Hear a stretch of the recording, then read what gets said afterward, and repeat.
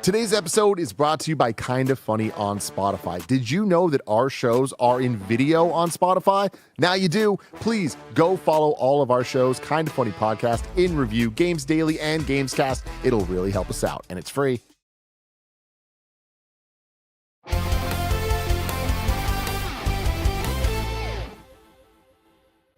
What's up, everybody, and welcome back to the Kinda Funny Gamescast for Wednesday, November 5th, 2025. Of course, I am your host, Tim Geddes. I'm joined today by Blessing Adeoye Jr. Good day, Tim.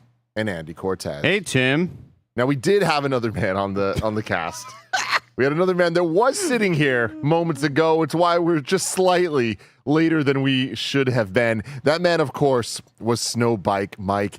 Andy, what happened? He sat down and said, so my flight is at 12:45, or it boards at 12:45, and it's 11:15 at the time. And we're like, oh, you should go then. And he's like, all right, well, I said it in the meeting. Are you sure? And I don't remember him saying it in the meeting.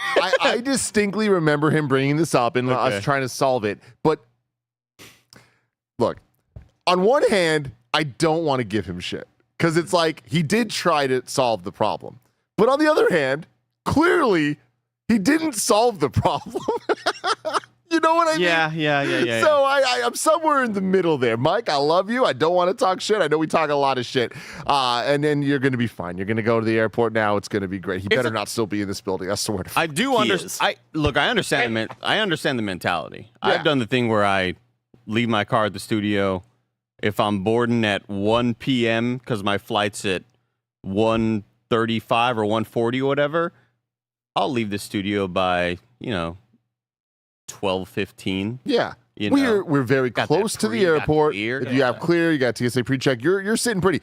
However, there is a government shutdown going on right now that is causing all types of problems. I don't want you to see what's in the Epstein files. So, definitely threading the needle on this one. We'll see. Yeah. But it was definitely a cascading series of problems. The avalanche, the waterfalls, whatever you want to call it, because this episode was titled Even More Pokemon Legends ZA Reviews So Far. When we tentatively put that there last week, we were like, all right, we know that not that many people here played that much of it, but hopefully they will have played more. And then it kind of seems like that didn't happen too much. No. And I was hoping that Andy had got further because I was like, oh, I'm going to change the headline to Andy's Pokemon Legends ZA review so far. And then today he's like, dude, I was playing all this other stuff for that I'm officially going to review. And I was like, all right, let's kind of start taking this all back. And then I was like, hey, it's fine. When I saw the thumbnail that Roger made, I'm like, we got Andy, we got Mike. It's going to be just friends talking about games. Right. Me and Bless going to have a good time. Yep. And then we just lost Mike. So this episode, it's just going to be a lot of fun. I mean, is it too late to super pivot and do that PS2 shit list that we didn't do last week? Let's save that for tomorrow, right? Or Friday. That's Friday. That's on Friday. I got plenty of stuff to talk about. Okay. But here's the thing. I want to talk about Pokemon Legends ZA because I don't think that we're going to have an opportunity to hear your guys' thoughts as they stand so far. We have Barrett, who has been playing a little bit as well. So we will talk about Pokemon Legends ZA, and then we'll also get to other just games that we've been playing. So this is a semi what you've been playing episode with a slight emphasis on Pokemon Legends ZA. Let's call it that. Because remember, everyone, this is the Kinda Funny Gamescast. Each and every weekday, we get together to talk about the biggest reviews, previews, and topics in video games live on YouTube, Twitch, and podcast services around the globe. If you love what we do, please support us with the Kinda Funny membership on Patreon, YouTube, Apple Podcast, or Spotify to get all of our shows ad-free and a daily exclusive show. For a chance to be part of this show, though, please submit your thoughts and opinions as YouTube Super Chats. What have you been playing? What are your thoughts on Pokemon Legends ZA? Have you beat it? Are you trying to 100% it? Have you caught them all? I want to know. A little housekeeping for you. We're an 11-person business all about live talk shows. Games Daily was all about Marvel teasing their future with PlayStation.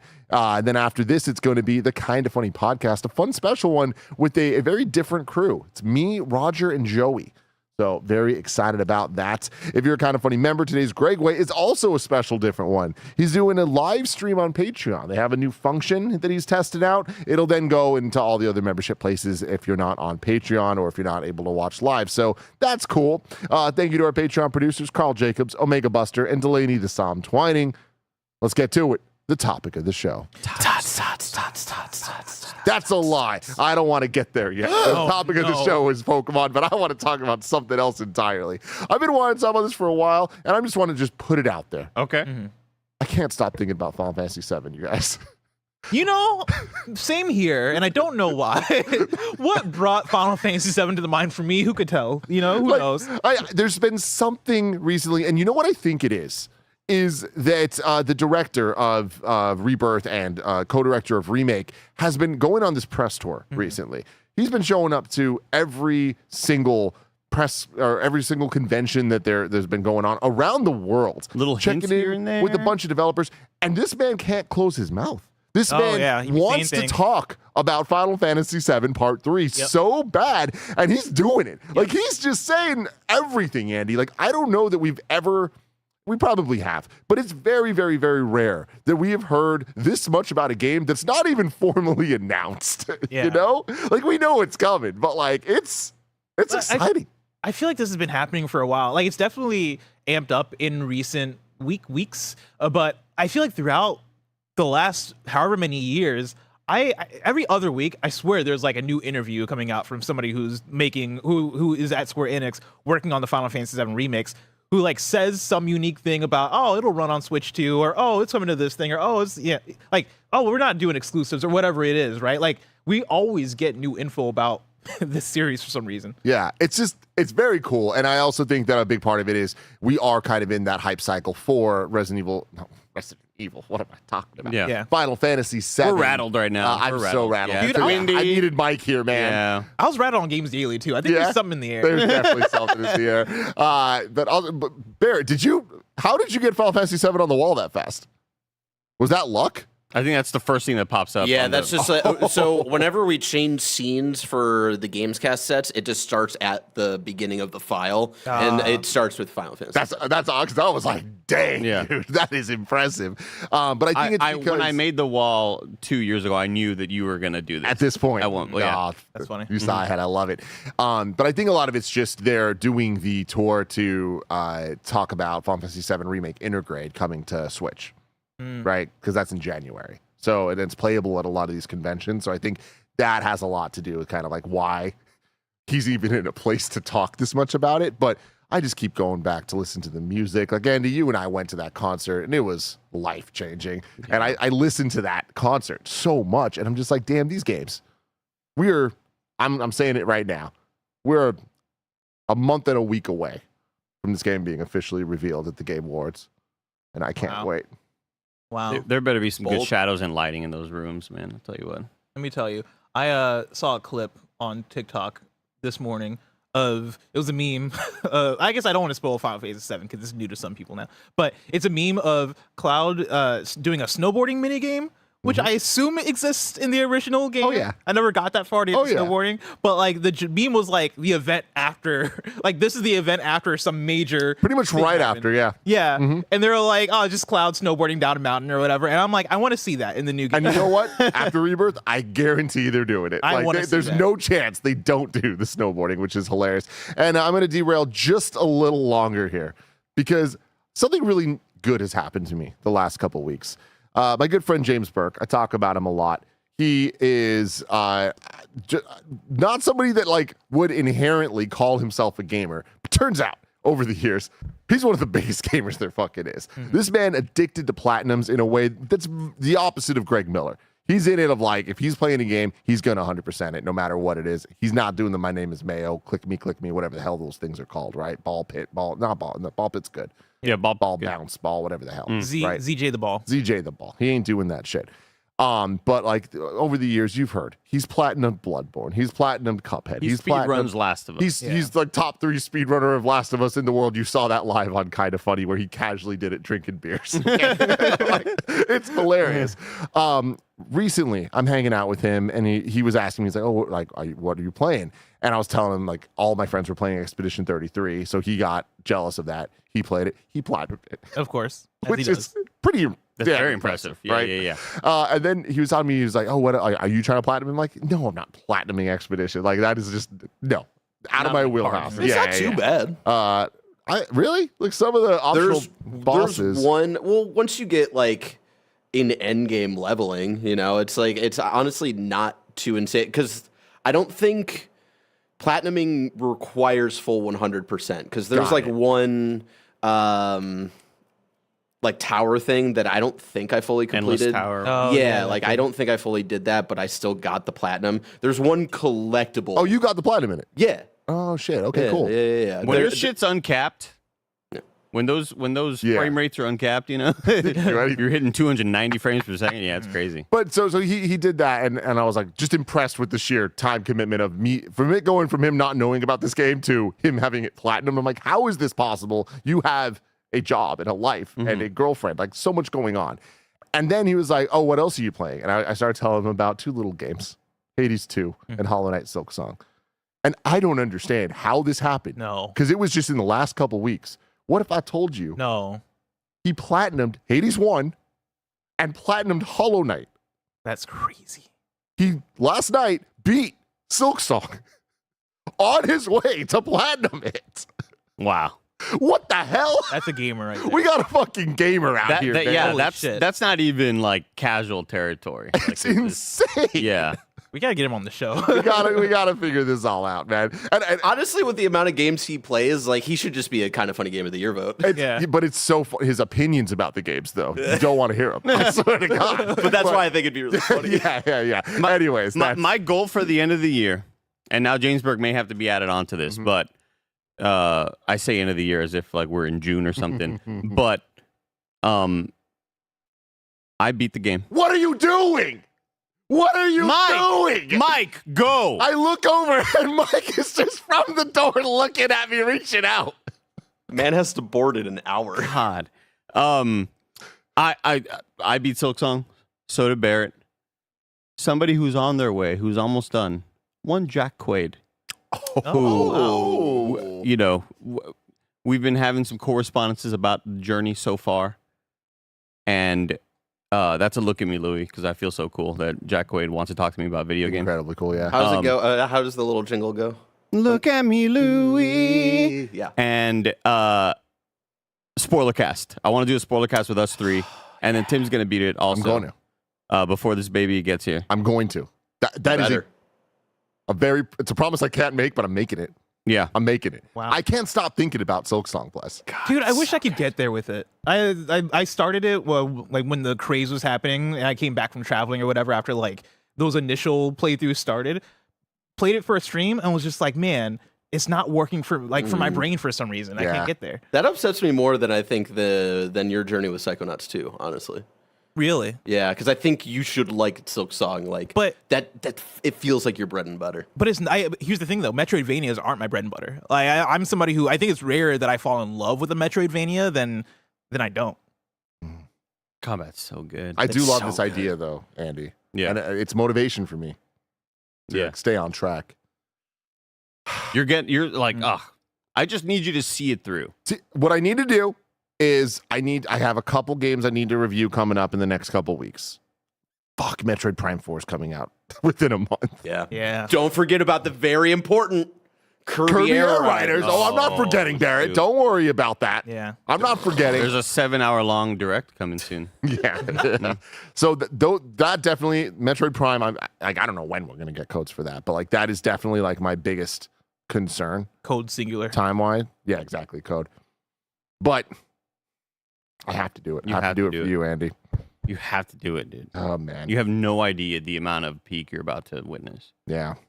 Okay. It somehow just gets better. Well, I apologize for completely derailing the show multiple times. So now let's talk about Pokemon. Sure. Andy, let's start with you. Where am I with Pokemon Z to A? Mm-hmm. I am about 12 hours-ish, 10 hours-ish, somewhere around there. Hit a really, really large sort of area in the game where it's like, all right, that's a big progress mark for me. And then other reviews kind of just came into my life that I'm having to play right now. So unfortunately stopped playing it. And I say unfortunately because I am really enjoying Pokemon Z to A. I think it's so much fun. it's what you would expect, and I have, for any reason out there that people don't like it, I also have those same reasons when it comes to just, the sort of cheap look in some areas, when it comes to the reduced assets, when it comes to the obvious corner cutting. But it's got such a charm to it. It's got such a weirdness to it. I haven't experienced weird characters like this in a Pokemon game, I feel like, in a while. Where, like, I don't know, maybe there was something in Scarlet and Violet with weird NPCs, but this game, more than anything, because it is the journey of I have to fight the rank Z trainer, beat that dude, now it's time for rank X, and now it's rank, notice how I stopped because I forget what comes next. W? Yeah. Oh, I missed Y. I skipped Y. Oh, there it is. Skip Y. I was going to say, I practiced it. I can't talk. Again, I'm rattled. I practiced this. Like the idea of saying the alphabet backwards, not because I'm going to drink and drive. I'm not. Just in case. I'm not. But just in case. Just in case I get that moment, and I'm like, all right, officer, I got. I can't do it sober, so I feel like that's a terrible test. You never know if you're gonna get hit by a sleep dart, and you're gonna have to all right, Z Y X W V U T. In San Francisco, in the west side of the city, like the residential areas where I've lived my whole life, on this side of the park, like past Golden Gate Park, it's all alphabetical. Like every street is alphabetical. Mm-hmm. You're right. And so it's like that. I, as a kid, was obsessed with that because it's like that. I'm like trying to think of it, and you always just try to like think of how far the streets are or whatever, and you start doing the alphabet backwards, forwards, all that stuff. But it's always thrown me off of like it starts at L and it ends at W, and I'm like, what are we doing here? But it's also weird because it goes like, I don't consider that first L like part of it because then it goes. No, you're right. It goes I'm talking about the second L. Yeah, because it goes to I. Yeah. It starts at I. But technically it starts on the other side of the park. Because then you have your A, B, and C. Yeah. But there's just no D. Shout out to JG in the YouTube chat who says, this is a good episode. Y'all are making good content. Thank you, JG. If you're from San Francisco, we're making content for you. But like what the fuck? If you're not from San Francisco, that's one of our biggest flaws. I'll tell you what. If you're gonna commit to the alphabet, commit to the fucking alphabet. I'll tell you what. Yesterday, Nick Scarpino says, my car's back in the shop, Andy. I need a ride home. Or can you at least just drive me to your apartment, then I'll Uber from there, so it's not a $50 Uber. So I say, yeah, no problem. And I did the same thing again as we're driving on 19th, going through Golden Gate Park. I was like, so you're going through all of these. Look, Nick, look to the right. Would you ever guess that there's like a park in there? Look at it. It just looks like woods. I would have assumed there's a goddamn Bigfoot living in there. It's just trees and all sorts of shit. Bigger park. Who would have known? So anyway, yes, the Pokemon ZA Legends, very, very good. Very enjoyable. Weird ass characters, quirky ass stuff. There's a lot of I'm not sure how far Blessing got through. I barely touched it. Okay, so there's just a lot of weird, funny NPCs that you are battling on your way as you rank up, and they are like the most random. They have the most random motivations. I think it's hilarious. It's the cartoon and cute, yeah. Right? There's obviously we watch the Pokemon anime, and it's like it's Ash going to the gyms, but in between gyms, he's going to a town and he meets this guy that is trying to be a skydiver, and you're like, I guess that's what this episode's about. And like it has that vibe with these with the battle royale. One of the dudes says, when I get to rank A and become the Pokemon champion, I'm gonna make it so that the only cars here in the city are taxis. Whoa. He's like, I'm a taxi driver. Like that's all he wants. And it's just like, it's so weird and goofy, and the dialogue is funny. But I'm also having a lot more fun with it because I am streaming it, and I am laughing with the chat, and I am doing the voices for the characters, and it's a really, really good time. Someone has to. Huh? Someone has to. Someone has to. Exactly. I'm having a really good time with it so far. I want to get back to it. I've been battling myself to not play it off stream because I want that sort of communal experience. And that's how much I'm enjoying it. Like I'm digging these little side quests. I'm digging the loop of, all right, time for the next ranked battle. You got to go to the wild, or you have to go to the battle zone first to get the ticket or whatever to then battle whoever's at the next rank. And that loop is really enjoyable. I'm having a lot of fun with it. In addition to going to the wild zones, and I totally see how. At first, I was like, I have no reason to want to 100% this. But as you go through it and you see that the rank 1 wild zone and rank 2 and rank 3 and rank 4 and rank 5 wild zones, you've caught 100% of the Pokemon in 1, 2, and 3. But 4, there's 2 missing. It's like, well, I got to go get whoever's missing there. I want to go see who's missing there. And then sometimes you have to wait till night and then up pops a Ghastly or whatever. It's like, oh shit. It's got all of those thrills that I loved from Scarlet and Violet, and gets you excited when you see one of those Pokemon on the wild. I got to go catch that. Yeah, I'm having a lot of fun with it. I think it's like such an enjoyable game. It's quirky, it's goofy. So much of it does not make sense, but I'm here for the ride. Do you think you're going to complete the ride? Like, do you see yourself seeing this all the way to the end? 100%. I don't know if I'm going to beat it before the end of the year, just with the way the rest of the year is stacking up. But yeah, I 1000% do see myself beating it. And I mean, you might have already answered this question with what you just said, but is there any chance this is a contender? No, I think the year's too stacked. Yeah, I really do. I think the year is so strong. And there are going to be a lot of games that I would have said at the time while playing them in April, May, or June, going, this is an easy top 10er for me. This is definitely making my top 10. And then more stuff came out, and more stuff just keeps on being released, and more high quality stuff. So I don't see it making my top 10. It would have, in the way that I put Violet in my top 10 that year that Violet came out, because it being a more kind of traditional Pokemon experience, having the different biomes, going to the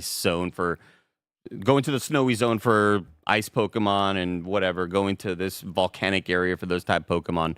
The city aspect is still like not my favorite, but I think I way overshot how much I wasn't going to dig the city experience. I really thought it was just going to be like, it's just, and you are still just running around the same looking buildings all over the place, tiled textures against the wall all over the place. But I thought I was going to dislike that experience a lot more than I actually do. I think it's like serviceable enough and makes me way more stoked for Gen 10, whatever that's going to be. Gen 10, baby. Yeah. Bless, I know you don't have much to say about Pokemon Legends. My question to you is, are you planning to give it any more time, or are you kind of like, this isn't for me? I don't think it's for me. It's that weird thing where even as I hear you guys talk about it and I hear how much you're enjoying it, I'm not hearing things that necessarily speak to me for the kind of Pokemon fan that I am. And I think maybe it's the combat system that just isn't speaking to me. I like the turn-based of how traditional Pokemon games go. I liked even the open world of Scarlet and Violet and how that functioned, how that went. I really liked it, but I think there's something about being in the Switch 2 era, and I know that it's, this game runs better than Scarlet did back on Switch 1 and all that stuff. There's something about it where booting it up, I played it at like the second half of a stream that I did weeks and weeks ago, and I played maybe about 30 minutes before I was like, I just can't do this. It's the lack of voice acting, it's how lo-fi isn't the word, but I guess just how non-modern it looks in a lot of like its visual direction, and even like the art style isn't really speaking to me as much, which is funny because it worked so well last time around with Scarlet and Violet, but I don't know. Yeah, I think I hit my breaking point a little bit where I'm like, if I'm going to tolerate this, I have to be all the way into like what the premise of the game is and what the gameplay is and all that stuff. And for me, I just didn't have it in me. Yeah. It's so funny to me how impressive some of the interiors look like, and it's really only the interiors where like the interiors have like a depth and a kind of like not environmental fog, but there's like a fall off vision wise where it's like, why does this room look so good for this game? And like even like small details in terms of just like wall patterns and stuff. Like it reminds me of Sword and Shield a little bit, of just like some of those environments outside looked really good, and it was like, oh man, it's been a while since we've had something like this. Some of the interiors reminded me of the pre-rendered backgrounds in like Resident Evil games, like just in terms of the shading and like textures and lighting work that they're doing. And then you walk outside and it's the same tiling textures all over the place. There's a cool dude, Bless, that does collect any Pokeballs that you errantly throw. Mm-hmm. He'll be like, oh, dude, you know, because around the gate, you're supposed to be throwing your Pokemon at little crystals on the wall to break down things to collect or materials. But with the control scheme, I'm always just like accidentally throwing a Pokeball and just like throwing it into the ether. And it's just like, oh, there goes a Great Ball. But then there's these random dude that always stands around Poke Centers. He's always like, hey, come talk to me. You talk to him. He's like, hey, I got 11 Pokeballs that you fucked up and just threw to the here they are. Returns. It's like, oh, thank you. Thanks for giving them. Oh, I love that shit. Yeah, That's that guy great. rocks. Barrett, I have no idea how far you are in this game and what your thoughts are on it. What are they? I'm about 11 hours into Pokemon Legends ZA. I was very excited for this game as someone who is a big fan of Pokemon XY, which was the generation that brought me back in. Loved being back in loved the idea of being back in this region, and then also the premise, right? Like when they first revealed Pokemon Legends ZA, we were like, why is it named this? But then getting okay, here's this like battle royale where you start at rank Z and you're working your way up to rank A. As someone who is a longtime defender of Tony Hawk's Project 8, where you start at level 100 or whatever, and the whole thing is make it to Tony Hawk's, like his like top 8 crew who he's going to bring into his team, you know? That is the coolest thing ever to me. And so I was really into that idea for ZA because Legends Arceus, I liked what they were experimenting with, but I felt like it was a little too, not loose, but like unfocused in terms of like, I like being able to explore around, but I never felt like I had a real good tangential goal to build to. And I like them sprucing that up here with like not going full on gym route, but the back and forth of like, okay, daytime you're going out and exploring and catching all these mons, and then nighttime it's time for the battle royale, baby. I really love that premise, and it drives me fucking insane that they do not stick with that premise. I hate, like, spoilers for this game, I hate that I get to rank V, and they're like, let's rank you all the way up to rank F. And it's like, just commit to the premise, man. Like, what are we doing here? And it feels like they write themselves into, like, they specifically wrote around, like, we're already so far into development in this game, we can't back away from this idea, so let's just write a plot beat to get you to skip like half of what the selling point of this game is. And I don't find it very interesting in terms of like all the other story stuff going on.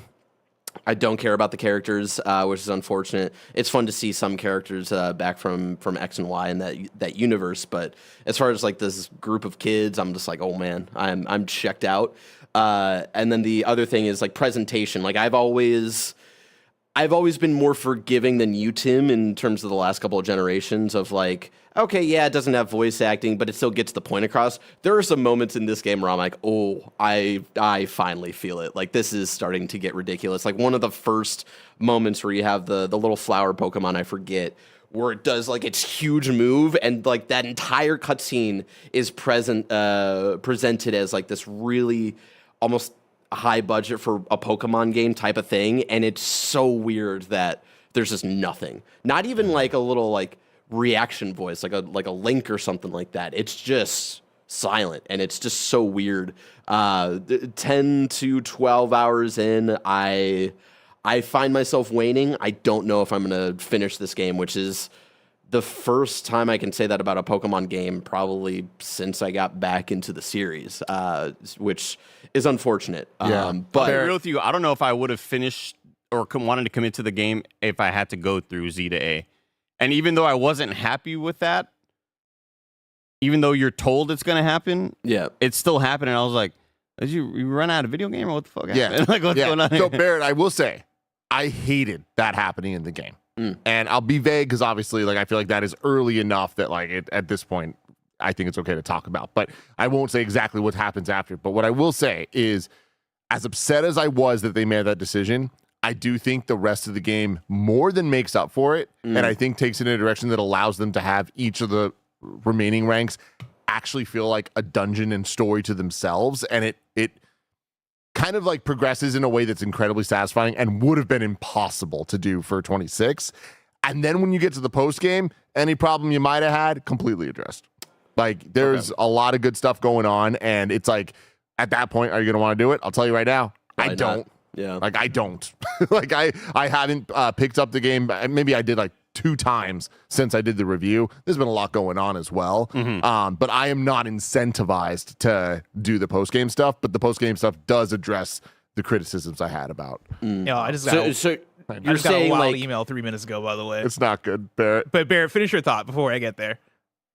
This affects you as well. no, I imagine I know what it is. It's about. But anyways, what is it? You're saying so like the thing that I just got to was the level skipping stuff. Like the wind was taken out from under my sails. Are you saying the hump that I just got over? Are you saying the rest of the game there's juice there that might be worth it? Yes, and again, without going too in depth, what I'm saying is like, as cool and interesting as the first couple ranks are, like the Z and Y and X, like as it was, this is nifty and whatever, like D, C, B, A are like so vastly superior to the beginning ones that it's like, okay, like they're doing something here, and it feels way more fleshed out. Maybe they shouldn't have called it Z to A. You know what I mean? Yeah. Like I feel like it would have been much. They're trying better. to be too cute with the X. Exactly. Because that really, really, really kind of like it takes the wind out of your sails. It doesn't feel good because it feels like you just skip too far ahead. But like the love and care put into the higher ranks, it's like easily like the best parts of the game. So, but also if you never got to it, that's fine. Yeah. What's up with this email? Unbeatable got delayed. This game was coming out tomorrow. It came in from PR at PlayStack, where they say, I know a lot of people have been very excited to get their hands on Unbeatable, but this morning we have made the near impossible decision to delay the game to December 9th. Insane. December's getting crazy. I know this is abrupt and sudden, but we believe it's the right decision to make for the sake of the game. They have a full statement that I'll open up and look at. Get it right, though. Get it right. It's just, dang. The game was coming out tomorrow. That's the crazy thing. Yeah. Like, me and Barrett were making plans to possibly stream it. Like, that's how like that close we were. Yeah, and so that sucks. But yeah, make the right decision for the game. It is one of those, like, I've been following that team like on socials for a bit. And I feel like it's possibly like not the game itself, but I do wonder, this being a smaller dev, I think this is their first like actual release outside of just like the white label demo and stuff. I do wonder them launching on console and stuff of like if this has to do with like cert. Well, they put the reason here, right? They're saying they're only saying it now because they only made the decision a few hours ago. There's a very boring and frustrating reason. QA hit a low repro progression blocker last night that's serious enough it's considered unreleasable. Fixing this would require pushing the console release date back because of cert timelines, and not fixing this as well. We refuse to do that. We're fixing it. Yeah. So fix the game. Yeah. Make it work. I played the demo again this weekend just because I was so excited. I'm so for it. fucking pumped for this game. Yeah. I was so ready for it tomorrow. God damn it. But that's, hey, that's one less thing I have to worry about right now. To loop it back to Pokemon, right? Like, with the wind being taken out of my sails, like, I also have Absolum that I'm addicted to right now. We have Dispatch every Wednesday. I'm excited to play episodes 5 and 6 this evening. We can say it now, like, I have been playing Hyrule Warriors Age of Imprisonment that we'll talk about tomorrow. And then that was stressing me out with like Unbeatable coming out tomorrow, Luminous Arise next week, SpongeBob SquarePants Titans of the Tide. I know that's like that's a very me thing, but like I fucking love the 3D SpongeBob games, right? And so it's just like there's too much going on. So honestly, if one game gets put, one of my most anticipated games for the last couple of years gets pushed a month, maybe that actually helps me in terms of actually finishing ZA. We'll see. Bear, have you ever played No Man's Sky, No More Heroes? Because that's another game that has like the ranking 10-1 aspect, and they stick to it. Yeah, they stick to it. Not in the sequel, but in the original one, they do. I appreciate them sticking to that structure. I don't know if that like that world and that like I feel story really like has taken me at all. I've seen so many trailers for those games. See, I feel like if a younger Barrett played why do I keep wanting to call it No Man's Sky? No More Heroes. I'm rattled. So rattled today. I feel like if a younger Barrett played No More Heroes, he would have fucked with it. If you played it the same era where you played Bully and Skate and shit, it'd be a U game. Yeah. But now you're washed. Who can say? Yeah. Unless maybe you go play it. Maybe you try it out. Don't fucking try to bully me into it. Maybe you play it. Instead of punish snake, it's washed bear. Oh, man, everybody. Hey, we're going to be right back talking about a whole bunch of different games that Andy and the boys have been playing after a quick word from our sponsors. This episode is brought to you by a absolutely amazing and free way that you can support Kinda Funny. Very often, y'all ask, what's the best way to support Kinda Funny?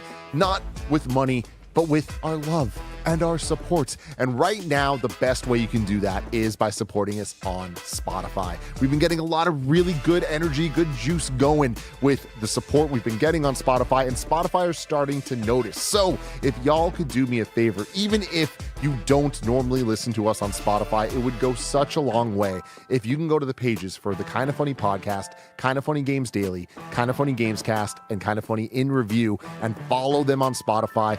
Go rate them as high as you want to rate them, as accurately as you want to. But if I'm being real, I'd really prefer if you just did as high as you're willing to go.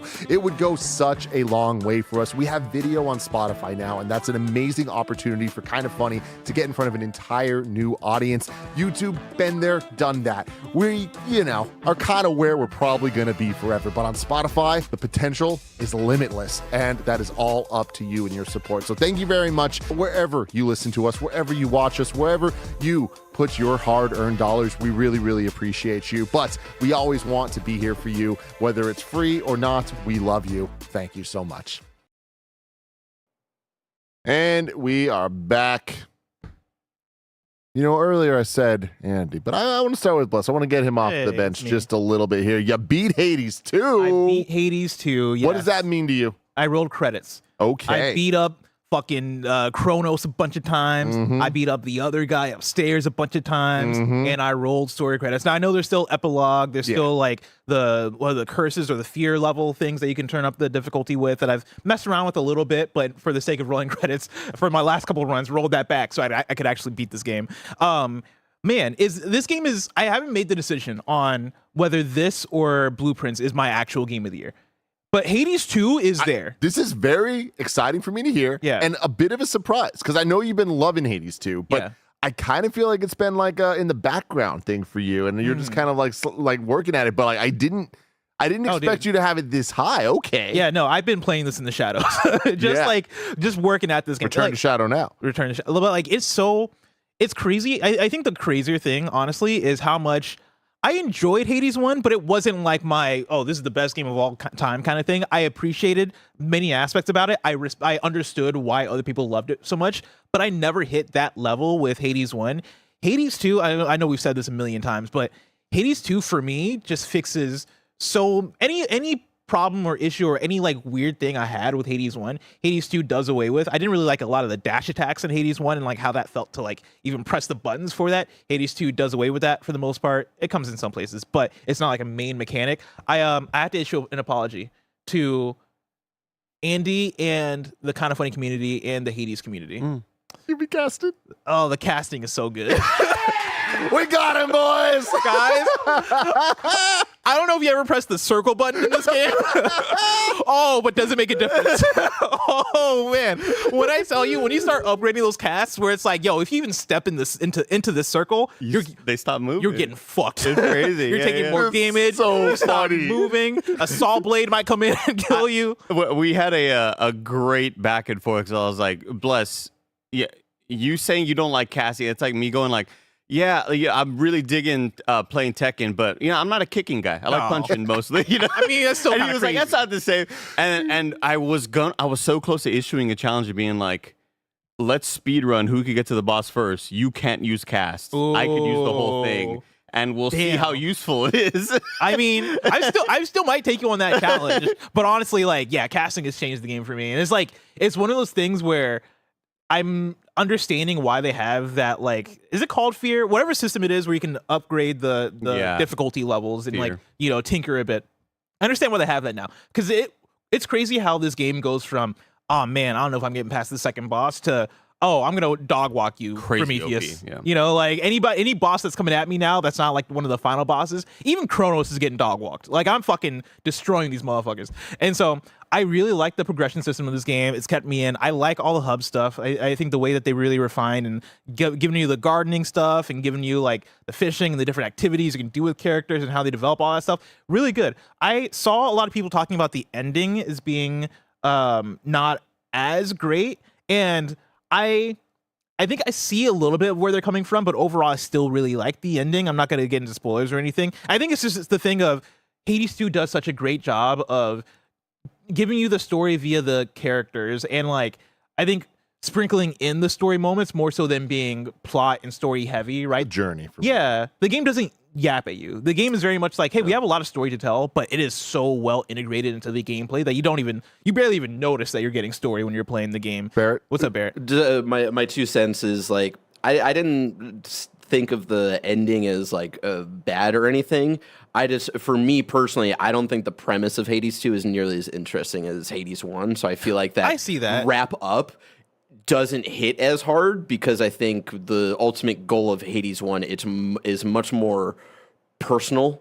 That like I just don't feel that by the end of Hades 2. So I think that's where maybe some people are kind of feeling that of like, oh wait, huh. I guess I could understand that for sure. Because yeah, for me it was like got to the ending and I was like, oh, there's a lot of story here, and I think that's when I first thought about the fact that, oh, I don't really think about the plot to this game that much. I think about the overall goals, but you get to the ending and it's almost like a shift of, oh, okay, all this stuff is happening. All right, cool. I don't know if I care as much about the ending of this game, but it's not, I didn't finish it and go, damn, what the fuck? They took the wind out of my sails or anything like that. I think it's just the fact that I was never that invested into like some of the storytelling they were doing on that side, even though I really like the characters and the relationships and all that stuff. So yeah, really adored the game. I'm super pumped to beat it now because it's something I never rolled credits on. I've mentioned it before, but I made just the dumb mistake of trying to challenge myself more with the heat system or the fear system. And it's like, I haven't even beat the game yet. Just beat the game first, then you can do the challenge stuff. Yeah. But there was a patch last week where they've added a whole bunch of stuff narratively and changed some stuff. And so, like, I did not hear there's a lot of stuff that is redacted in the notes that I will redact here purposely because I don't even want to spoil myself. But it's like added new events with blank on the path to blank. Added new events with blank, and after the true ending, added more contextual voice lines for Millennium and Hecate in certain situations. Scylla now reveals blank. Icarus, like there's like a lot more stuff that they are adding to maybe fill in gaps more where people may have had issues. Maybe those problems don't fix issues for everybody else, but I do feel like I'm almost, once I beat it, maybe kind of getting the Death Stranding director's cut experience where it's like, like I'm getting kind of an experience that's a bit more filled out now when I finally do beat it. Hell yeah. Love to hear. When are you beating this game? I'm beating it. I don't know when. How many times do you need to beat down and how many times do you need to beat up? I don't want to know. Okay. Yeah, but I know I'm close. I know I'm close. I think I do want to know. Off camera, let me know because that'll give him a little slack. My hours are at 56 in this game, if that helps. Okay, but that's including the beta or whatever. Yeah, but, I mean, I think I'm at like 45 or something like that. Send him a slack. Let him react to it. I'm going to react to him reacting to the number. I don't even know if I know the numbers. What, for Andy? No, for like how many times you got to beat each boss. Oh, I think how many down and how many. Don't say it. Okay. Yeah. Slack me. That's what we're saying. Okay. Yeah. How many down and how many up? That's what I need to know. But yeah, no, I fucking adore this game. Yeah. Like, I can't wait to get back to it. But yeah, I'm not get back to it. I keep playing it. Like, this is Hades 2 is the thing that I'm playing every single night, like on the Steam Deck, which is fantastic. Andy, let's jump to you. Speaking of gods, I've been playing a lot of stuff recently, but I do want to point out a game that I really, really, really want to get to. Hopefully by the end of the year. It's a single player to a 4-player co-op roguelite action adventure type thing called Godbreakers. I played a demo for it on Steam a while back during early access. The game fully came out. It's got all the hooks of why we love roguelites. It has a really kind of cool and appealing art style with awesome telegraphed boss fight or boss attacks and patterns and things like that. And yeah, it's 1 to 4 player if you want to eventually play through it. So this is one that I really, really want to get to because I had so much fun with the demo. I'm just so packed and filled with a bunch of different video games right now. It's like, will I have time to get to it? I really, really want to because I had such a freaking blast with it. And, you know, the level up system and the way that the powers and abilities progress are super fun and why we love roguelites. And, you know, I kept on thinking of Bless whenever I'd get to the 3 choices. I'm like, oh, this is just so my shit right here. And now I get more chain damage on enemies. And when that does happen, then I get a percentage of getting health back. Like all of the stuff, all the reasons why we love roguelites are all here. And yeah, this is one that I really, really want to get to. It's like, it's a game that I don't even know who makes it. Like, it just kind of popped out of nowhere. I saw the image for it on Steam Nexus and was like, whoa, this looks kind of high quality. And it's a developer called To the Sky, published by Thunderful. Oh, shit. Okay. But when I was in there, I was like, whoa, this is like way higher quality than I expected. And it was just, it was a lot of fun and one that I want to get to eventually, hopefully, before the end of the year happens. And then games that I've been playing recently.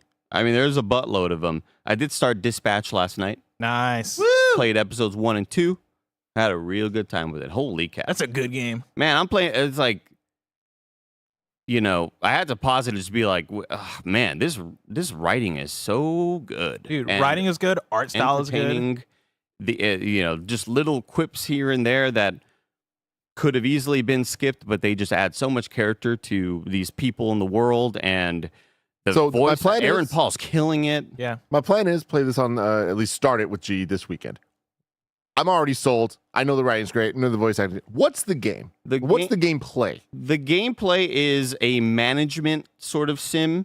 When you hop into the dispatching, you have 6 heroes that are part of your crew. You are kind of like the team lead. And you see a map, and then a little emergency will pop up, and there's always a little cooldown timer. And you click the little emergency, and it'll say, a cat got stuck in a tree. And it's like, all right, well, it's telling me the person has to climb a 40-foot tall tree. That's going to require a hero with a lot of mobility. Which heroes have good mobility, a higher score there? Which heroes are going to have the best chance to make this a successful mission? Let me send them out there and put them in the best spot to have them succeed. And then some, you know, in episodes 1 and 2, you get into some interesting moments where it's like, well, this hero has a very conditional thing where if you put them in the first slot, they unlock an extra perk or something. It's like, oh, cool, because you can send multiple heroes out on one quest. And maybe the quest is, well, you need heroes that are going to be able to withstand a lot of damage, but also heroes that can, like, outsmart. So it's like, all right, I'm looking for health and intellect, and got to send those heroes out there, and then it'll kind of pop up with neat little surprises. It's like more than serviceable, the gameplay. Yeah. Like this part is what I was, you know, hoping I'd get a little bit more from, but it's still more than what I was expecting. It's weird. It's so deep that you would think those segments would be even longer than they are. But I think in order to kind of keep the story going and keep it flowing, right, they keep it concise to where an episode of this game is no longer than 45 minutes. And maybe about like 15 to 20 minutes are spent doing this segment right here and the computer management stuff. The other half of the gameplay is straight up like you're making dialogue decisions and doing QuickTime events while the cinematics are going. I did turn off the QuickTime events and then kind of regretted it, but then was overall happy with the decision. Yeah. Because when you turn off the QuickTime events, person jumps at your character and slow down, and you're like, oh, this is why I'm supposed to be hitting a button. But it's still doing it, even though I turned it off. But it's just wildly impressive. I was when we were talking about like the gameplay side of it, right? Like one thing I love about choose your own adventure games or narrative storytelling games is when the choices feel like they matter, right? And like I know Greg was talking about Walking Dead yesterday, and Walking Dead I think was one of those games that really up the ante as far as what you can do with that. And I'll then credit Life is Strange for even going with that, right? This game in episode 4, I think gave me a choice where I had to pause the game and sit there and be like, I don't know where I'm going with this. And then at the end of the day, I was like, I know where I'm going with this. But I think the writing here is so strong and the story choices here are so strong that earlier on, I could have seen this being just you could have just made this an Amazon show because the animation quality is so good and the acting is so good. But the decisions that they continue to give you in the game end up being so good that I'm like, no, I'm glad this is a video game. Like, I'm glad I'm involved in deciding what the character is doing here. Way more raunchy than I was expecting. Yeah. It's definitely like Invincible, The Boys type vibes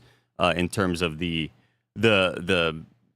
swear words and the profanity and gore and sexual innuendos and but the writing is so unbelievably strong. Like, it's thinking back to other TV shows I've watched in the past couple of years, it's like, oh man, this is so much more impressive than a lot of MCU shows I've watched. Not like Loki or whatever, but like just from moment to moment, from the way the characters have little back and forths, the way they are building rapport, the way they obviously have reports, dude, it's so impressive. Yeah. I'm so impressed. So excited. There's such good analogs to the existing superhero stuff that we get. Like, obviously, they're doing kind of like a Suicide Squad, type of thing when you look at the Z Team and them being a group of misfits that were villains that, you're dispatching as heroes, but then a lot of them have very direct analogs to, okay, this guy's Iron Man, this person's Wonder Woman, this person is, what's her name? Sue Storm, this person, like... Sandman. Yeah, they all have a comparison or like a parody. What are you thinking of?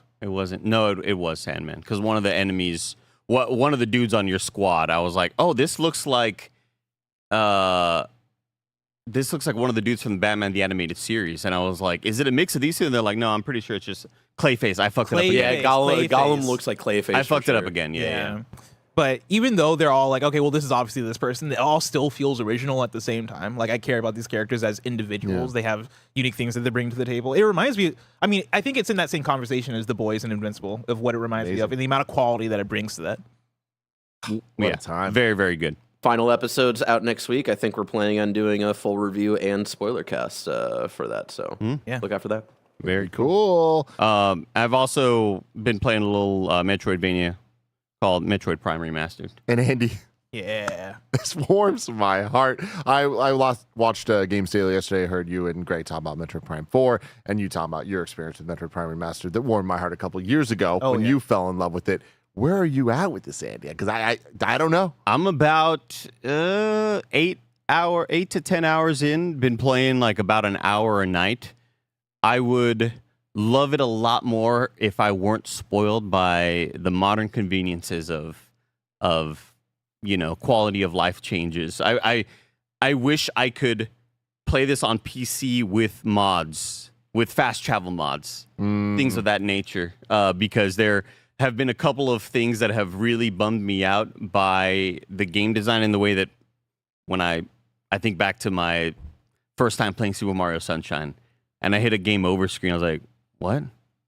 Oh my God. Yeah, I haven't hit a game over in 25 years. Yeah. And now I just have to start. Now I'm back at the start menu. Like, what the fuck, And there have been a couple of moments where I am playing the game.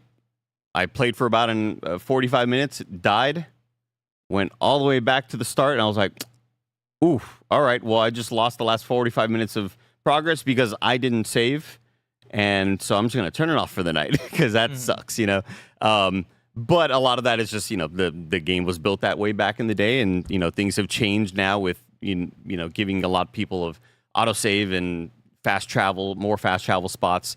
But I think the overall game design is exemplary. Like, it is so strong and so damn good and interesting. And I did hit another kind of frustrating moment the other day where I unlocked the little ball speed boost. Yeah. And then proceeded to die about 45 minutes later. And I was like, all right, I gotta, like, that sucks.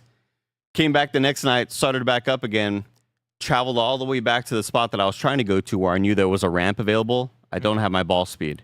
It didn't save the fact that I got the ball speed. Yeah. Even though, like, I have to go back and get the ball speed. Like, oof, that could have been like a make or break moment for me just with the amount of time I'm able to put towards this, But I'm like, I'm still making my way through it because I'm enjoying it a lot. And I thought I'd be a lot less into the lock-on shooting, and and all that.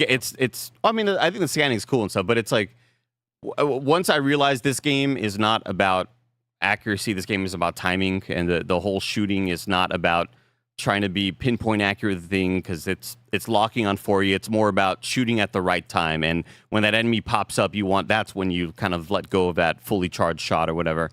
It's awesome. Game's great. Music's so cool. The vibes are awesome. I am kind of stuck in a moment right now where I got to the snow spot, and I've been going back to other ramp areas, but so far on my map there aren't any question marks, and I'm like, man, there's got to be a little ball spot that I got to go at, but I'm right now I'm kind of stuck, and I'm probably going to Google what to do next because I just don't know where to go right now. Why are you playing it now? Is this a gearing up? Because for 4's coming out, and it's like I need to.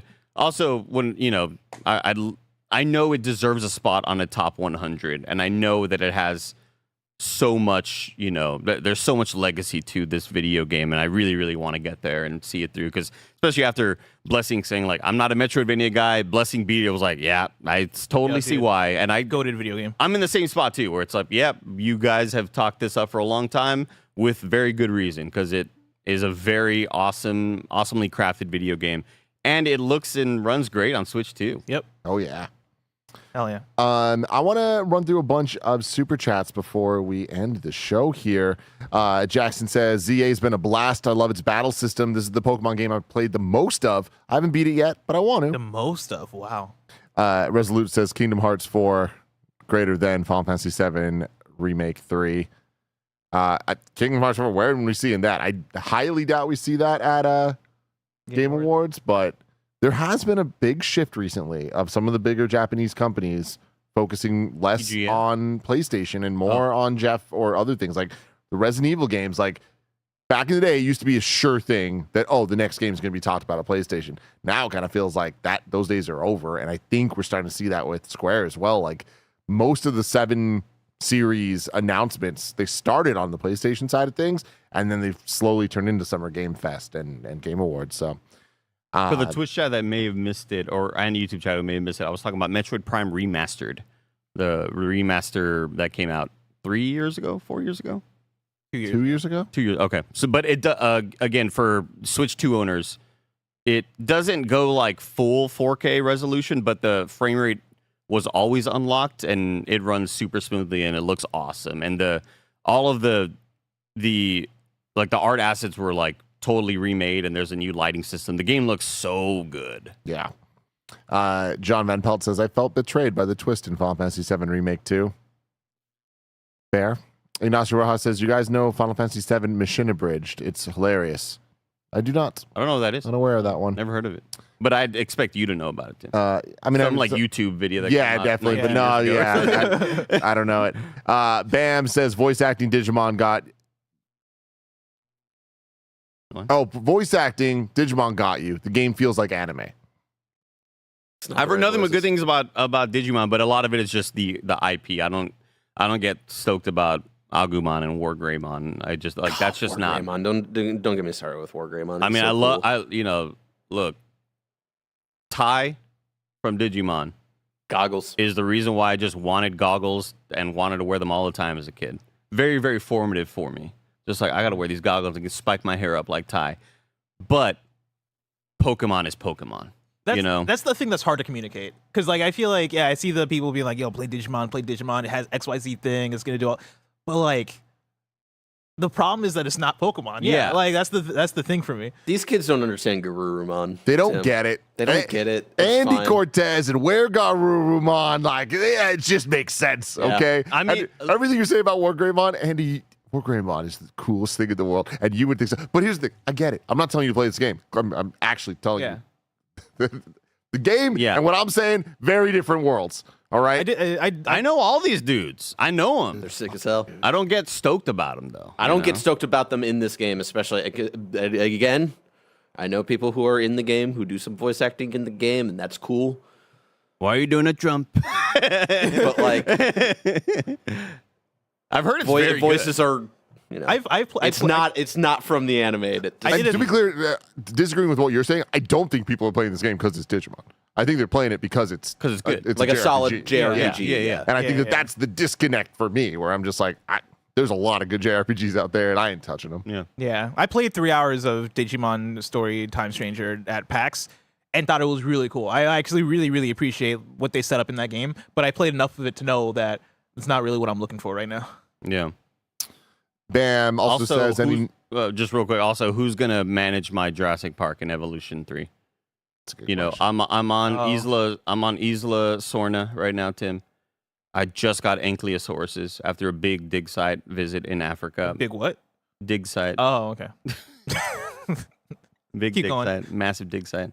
Yeah, my park is looking glorious so far.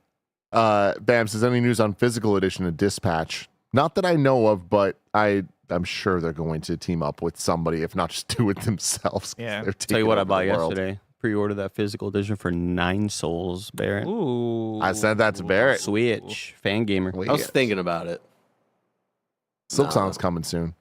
Oh, They said it was really? coming. Yeah, it was early 2026 is what they're saying. But like, they said that, and I'm waiting. I'm just waiting for them. Hades 2 physical as well. I know. Yeah.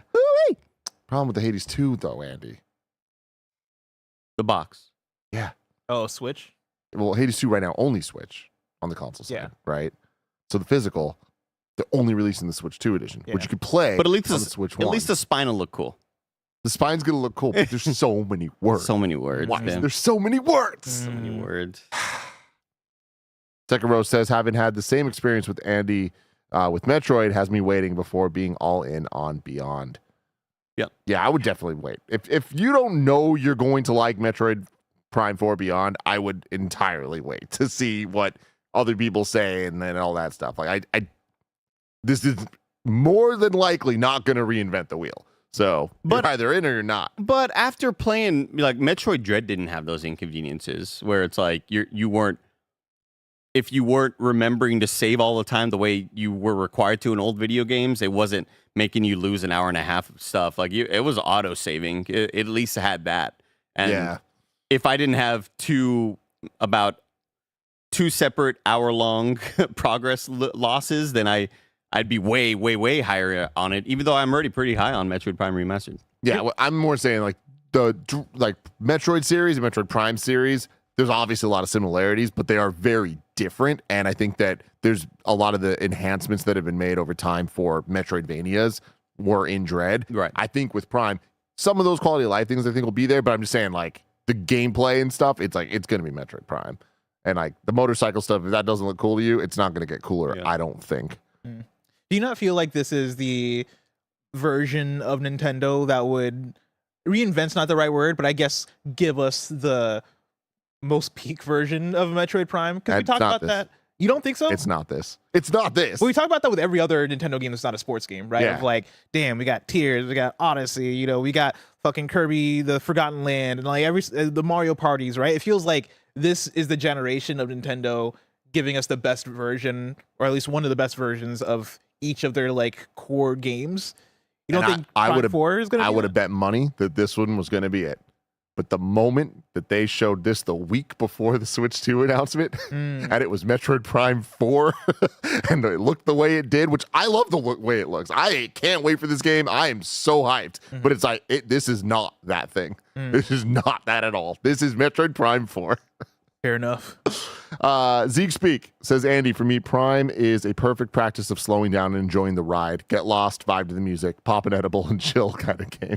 I think I would get too lost if I popped a Indulged. gummy. If I did a gummy. And it totally is, but I agree with you wholeheartedly. As much as I love and think Metroid Prime's a 10, like the backtracking for like when you die, the game overs and like the save stuff, like I hate that stuff. And like we're past that now. I wish they included like those quality of life stuff, or just at least autosave would have been awesome. Yeah. Well, everyone, that's been the Kind of Funny Gamescast. We have a lot more to talk about with video games, and guess what? We're going to do that each and every day, live, here on twitch.tv/kindoffunnygames and youtube.com/kindoffunnygames. Right now, we're about to do the Kind of Funny podcast in just a few short minutes, and then a fun stream after that. But until next time, I love you all. Goodbye.